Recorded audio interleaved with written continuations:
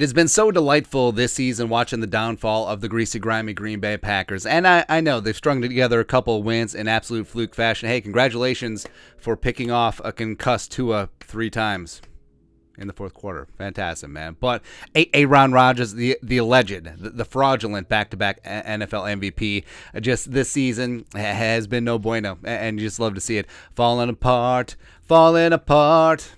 It's awesome, man. It's awesome. And also remember the week 1 ass kicking that the Vikings put on you. Zadarius Smith revenge game. Oh, by the way, people forget. Oh, the Vikings are 3.5-point underdogs heading to Green Bay. Yeah, Zadarius going to be back in that building. He's going to put up a show, and he's going to be after that ass. That's right, man. And the Packers, trying to move on from Devontae Adams, the one that got away. And they're trying to say, hey, don't worry, Christian Watson and stuff. Cool. Lazard, cool. Awesome. Sammy Watkins, no, just kidding. We got rid of him. Romeo Doubs, great. Awesome, man. But we know what's going on. And it's not even that he's scared. It's incontinence because he's like 85 years old. But, of course, yes, also Boniva. Yeah, but all the national media jabroni haircuts are hopping on the bandwagon. They're like, oh, here come the Packers. Oh, here come the Packers. They won 3 games in a row against Chicago, against Baker Mayfield, who actually had time to study the playbook.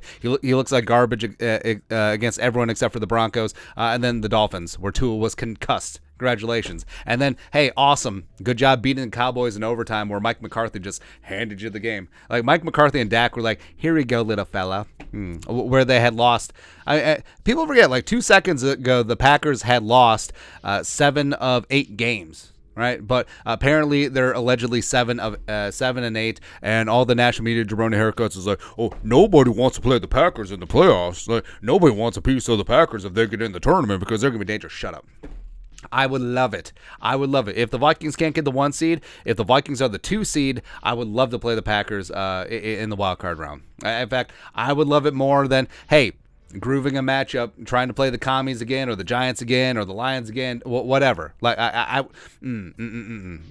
let's bring it up. So I would just, it'd be so succulent. It'd be tasty if the Vikings end up being the 2 seed. The Packers are the 7 seed.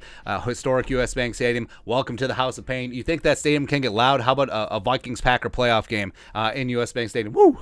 That's right, man. That's right. Maybe they'll actually give out free T-shirts. I don't know.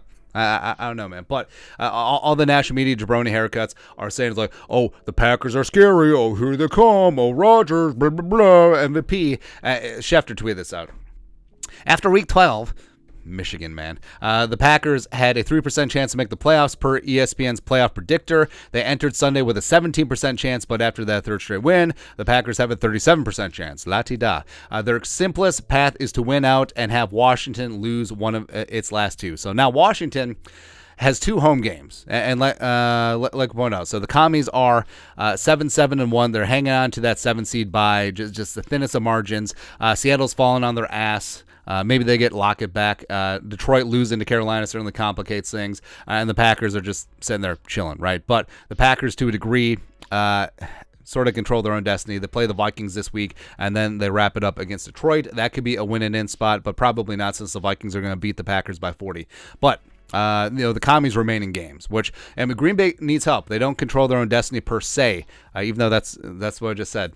Anyways, but they have Cleveland at home. Cleveland's been a rolling ecological disaster this season. And then they have Dallas week 18. And Dallas may be in the clubhouse. If the Eagles win one of their final 2 games, we'll see. But Dallas may be done and dusted. They can't get the 1 seed. They'll be stuck in the 5 seed, the highest wild card, and then they'll be resting everyone. So I don't think that Washington is necessarily going to drop one of their last 2, although they could potentially be starting Carson Wentz. So I guess anything is possible. But all this talk.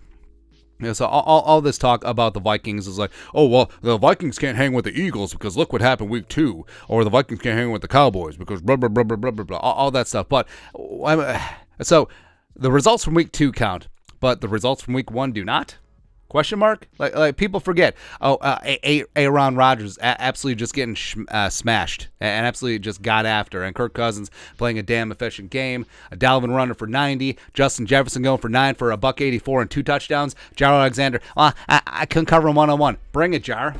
Bring it. The pride of Louisville. Single him up. Follow him and travel with him wherever he goes. I want to see what happens. And Justin Jefferson, he's got a shot at Calvin Johnson's record. He has a shot at 2,000. He could get it all in the Green Bay game. That's right, man. That's right. So what are the Packers going to end up with this year? Nothing. Absolutely freaking nothing. And this is going to be the Vikings on Sunday. America's game of the week. Actually, no, it's not. It's going to be on CBS, isn't it? Yeah, whatever. But, I mean, again, all this talk that, oh, the Packers are just going to be good. No. Shut up. Yeah, all it is just wind. But we have to put up with it. NFL Network, ESPN, all the outlets are just salivating, just creaming in their jeans of this team who had lost 7 of 8 games. All of a sudden, they're trying to crawl out of it. Please, they're a run-first team. Aaron Rodgers is massively overpaid, and that says a lot considering some of the quarterback contracts we've seen. Russell Wilson, Broncos country, let's die, blah, blah, blah. And the defense, oh, congratulations for beating a concussed Tua. Great. It's been one of the worst defenses in the league. But, hey, don't worry.